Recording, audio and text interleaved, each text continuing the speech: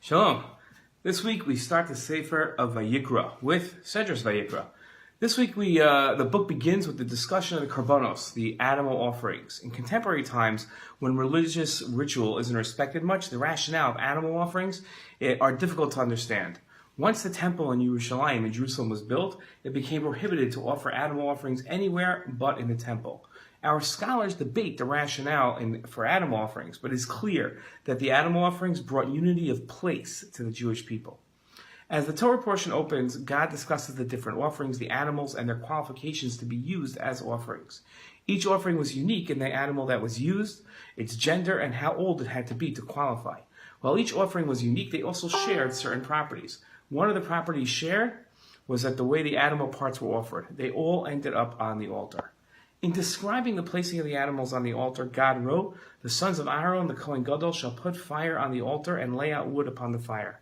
Aaron's sons, the Kohanim, shall put the animal's parts on the wood that is on the fire that is on the altar." This verse is very odd. The end is needlessly wordy. Why does the pasuk have to mention that the wood was put on the fire, which is on the altar? Why didn't God just say that the animal parts should be put on the fire? We would know that the fire would be made with wood and would be on the altar. That's obvious from previous psukim. Each of the three parts of the psukim, the wood, the fire, and the altar, teach a significant lesson on their own, and therefore deserve their own mentioning. A Torah scholar and early commentator, the Chizkuni, explained that the pasuk had to mention that the wood was put on the fire and not that the fire was set on the wood. This seems counterintuitive. Why would wood be put on fire? It makes more sense to put the wood on first. The fire on the altar wasn't a bonfire set to burn animal offerings. It was divinely lit each morning and was prohibited to be extinguished. It didn't need the fuel of the Kohen's wooden logs to be kept lit. The wood was brought as a symbolic demonstration of the Kohen's efforts to participate in the last of the offering process, the actual offering. The Mishnah and Avos listed 10 miracles that were regularly performed in the Beit HaMikdash. No matter the weather, the smoke that arose from the altar never dissipated or wavered. It rose straight up.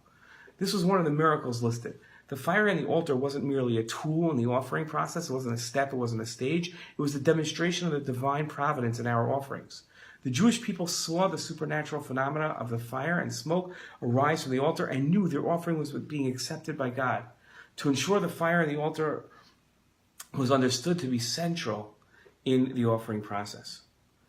One of the most challenging aspects of prayer is the difficulty in accepting that God is listening to our prayers.